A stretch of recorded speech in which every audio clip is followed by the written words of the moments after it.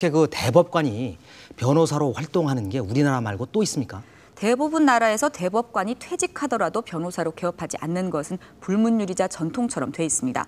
대법관은 물론이고 검찰총장 같은 법조계 고위직을 지내다가 나와서 변호사로 개업하는 것은 다른 나라에서는 찾아보기 힘든 사례입니다. 반면에 우리나라에서는 조무제 대법관 같은 극히 일부를 제외하면 대부분이 로펌에서 높은 수임료를 받고 활동을 하고 있습니다. 그런데 이렇게 우리나라 법조계에만 있는 관행은 또 있습니다. 형사 사건의 경우 변호사가 소송이 끝난 뒤 성공보수를 받는 나라는 극히 드뭅니다. 미국은 형사와 가사소송에서 성공보수가 금지돼 있고 독일은 아예 모든 소송에서 성공보수를 못 받게 하고 있습니다. 일본은 금지 규정은 없지만 형사 사건은 70% 이상을 국선 변호사가 맡습니다. 변호사는 영업을 하는 사람이 아니라 권리를 침해받은 국민을 대변하도록 국가가 자격을 부여한 공공직이라는 인식 때문입니다. 형사 사건에서 이제 성공 보수를 받는다는 거, 이것은 뭐 전 세계적으로 유례를 찾을 수가 없고요. 이것은 또 우리나라 독특한 정관예우 문제하고도 연결되고 하기 때문에 법 집행의 공정성을 해치고 국민들로부터 법에 대한 신뢰를 떨어뜨리는데 크게 기여하고 있는 것이 이제 형사 사건에서 성공 사례를 인정하는 거죠. 우리나라도 성공 보수에 대해 제한을 두도록 했었습니다. 대한변호사협회의 변호사 보수에 관한 규칙.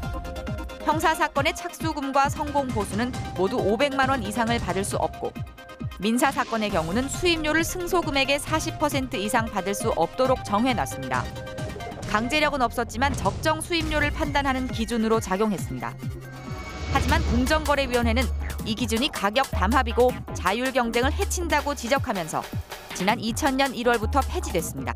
그나마 있던 보수 상한선까지 사라지면서 변호사 비용이 말 그대로 부르는 게 값이 돼버린 상황. 그러자 국회에서 다른 나라처럼 변호사의 형사사건 수임료를 제한하고 성공보수는 금지하자는 법안이 추진되기도 했습니다. 당시 법제사법위원회 소속 의원은 모두 15명. 그중 10명이 변호사 자격을 갖고 있었고 이 가운데 6명은 판검사 출신이었습니다. 작년 11월 법사위 회의록. 이상민 의원이 성공보수가 너무 비싸다며 문제를 제기합니다. 영장이 기각되었다. 그러면 막 1,000만 원, 2천만 원, 3천만 원. 나는 무려 5천만 원도 봤어요.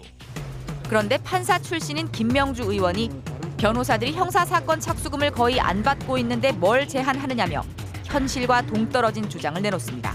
지금 현재 변호사의 보수가 보통은 착수할 때는 거의 돈을 받지 않는 형태이고 성공보수가 아주 크게 되어 있는데 검사 출신인 주성영 의원은 성공보수를 규제하는 게 신경질적인 법안이라며 반대 의견을 펴니다.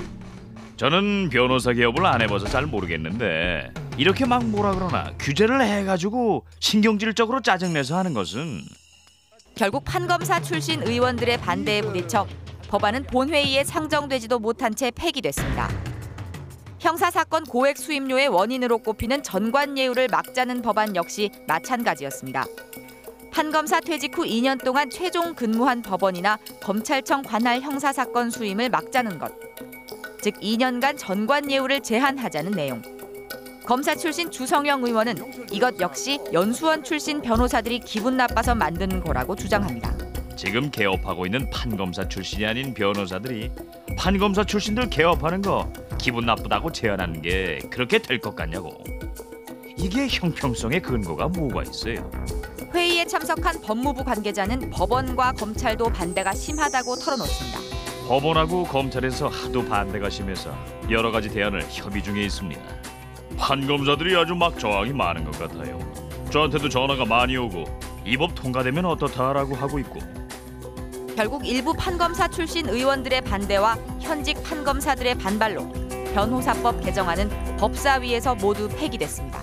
대체로 법원, 검찰 출신 변호사들이 모여있는 국회 법제사법위원회 분위기도 법원, 검찰의 어떤 그런 것을 그대로 연장선상에서 이러한 법안들이 논의조차 되지 못하는 그런 상태에 있었던 것이 사실입니다. 김수정 기자, 이 성공보수의 경우 뭐 변호사들이 당연히 받는 건 줄 알았는데 다른 나라에서는 아예 못 받게 하는 거군요. 그런데 이 전관예우도 그렇고요. 이 우리나라에서만 찾아볼 수 있고 다른 나라에서는 찾아볼 수 없는 그런 관행들이 너무 많은 거 아닙니까? 법조계의 경우. 네. 그 독특한 관행들이 국민들이 아닌 변호사들에게 유리하게 돼 있다는 게 문제입니다. 우리나라의 법원 문턱이 다른 나라에 비해서 유달리 높은 것도 변호사들에게 유리한 관행입니다. 변호사 도움 없이는 소송을 제기하거나 소송에 맞서기가 정말 어렵게 돼 있습니다. 예.